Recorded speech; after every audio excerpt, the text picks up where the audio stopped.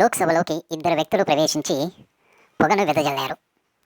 ఎవరు ఈ ఇద్దరు వ్యక్తులు అంటే సాగర శర్మ, మనోరంజన్ విజిటర్స్ గ్యాలరీ ద్వారా సభలోకి ప్రవేశించారు. మరి విజిటర్ పాస్ ఇచ్చింది ఎవరు వీరికి అంటే ప్రతాప్ సింహ, మైసూర్ బీజేపీ ఎంపీ.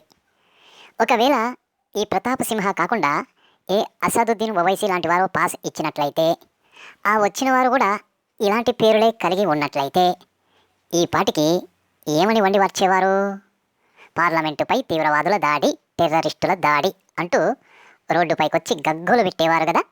బత్తాయి అనే బిరుదాంకితులు. నేతి బీరకాయలో నెయ్యి ఎంత ఉంటుందో అంత ఉండే దేశభక్తులు.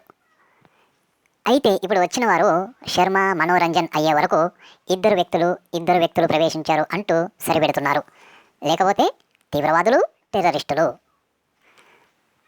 సో ఇప్పుడు ఇద్దరు వ్యక్తులు వచ్చారు అంటూ సరిపెట్టేవారు ఇంకా ఎక్కువ మాట్లాడితే ఏహే దోమలున్నాయి పార్లమెంటులో, వాటిని ఎల్లగొట్టడానికి పొగమందు జల్లారు అని అన్నా ఆశ్చర్యపోవాల్సిన పని లేదు.